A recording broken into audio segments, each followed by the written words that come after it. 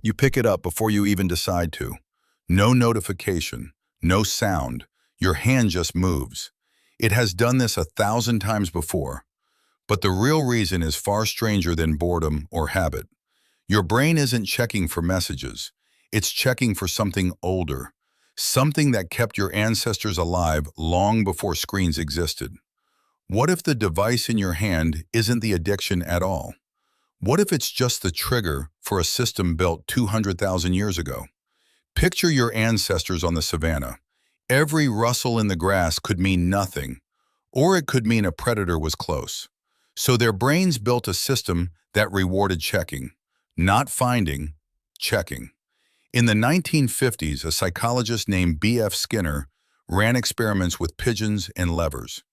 Pigeons that got a reward every time they pressed a lever eventually got bored.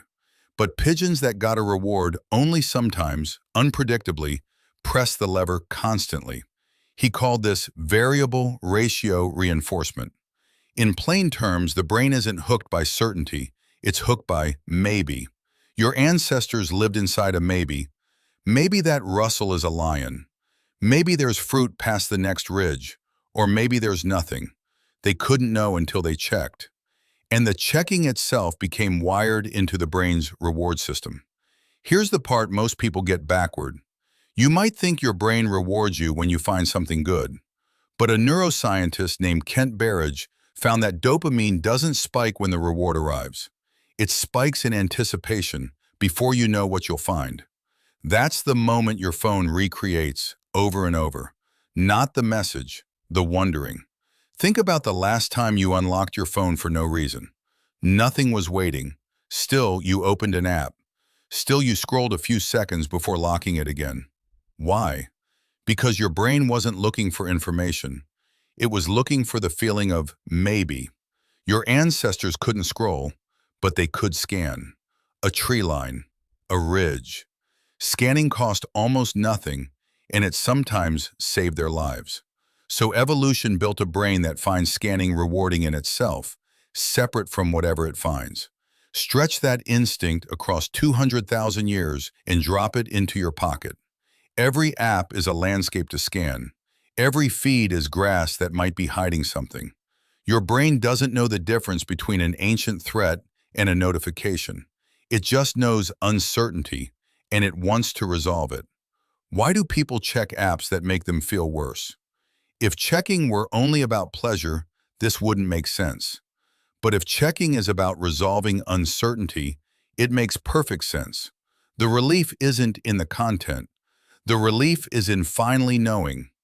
A researcher named Robert Sapolsky found that dopamine surges are highest not when an outcome is certain, but when it's uncertain and the brain is actively trying to predict it. Certainty calms the brain down. Uncertainty keeps it lit up, searching, checking, again and again. Is it possible your phone hasn't rewired your brain at all? Is it possible it's just speaking a language your brain already knew? Your ancestors checked the tree line maybe a dozen times a day. You check your phone dozens of times an hour. The system is the same. The frequency has exploded. Here's the twist most people miss. The system was never built to be satisfied. It was built to keep checking. An ancestor who checked once and stopped forever risked being caught by whatever was hiding in the grass. The brain that survived never fully relaxed, never fully trusted the coast was clear. That's not a flaw in you. That's the feature working exactly as designed, which is why willpower alone rarely fixes it.